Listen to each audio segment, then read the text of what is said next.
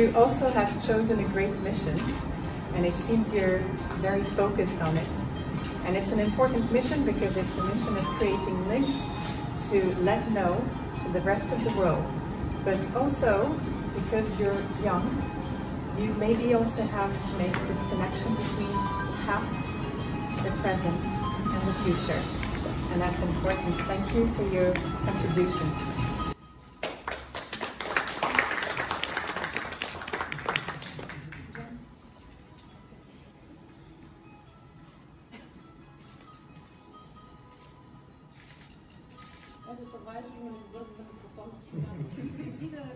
Думите бихме си благодарили на тези, които участват в нашето семейство и вярваме, че много хора ще разберат за програмата и за мира.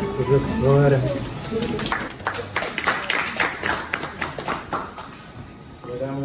Уважаема госпожо Кувертен, уважаеми господин заместник кмет, Вени, мамо, тате.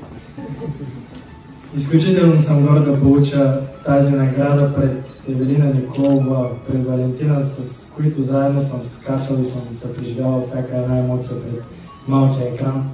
Пред Найден, който се появи в правилния момент и ме вдъхнови да се занимавам с така любимата ни журналистика и още повече спортната журналистика. Но още по-горд ме прави един друг факт. Този ме е дал и това признание не е само мое. Той е на всички младежи от Асоциация Докосни Дъгата и Сдружение младежки гвардейски отряди, с които, смея да кажа, ежедневно си говорим за посланията на Ширичен му и за мира, особено в контекста на войните, които се водят около нас. И тъй като вярвам, че няма нищо случайно, във визитката чухте, че бях втори в класацията студент на годината, а там на снимката имаше и друг човек. И с това ще ви докажа, че ние наистина сме едно голямо семейство. Това беше Никола Делчева, така че моля за вашата аплодисменти. Аз, като, колкото и парадоксално да звучи, като ветеран в нашата организация, само задавам тон, защото смятам, че е време младите да вземат думата, както го правя сега аз.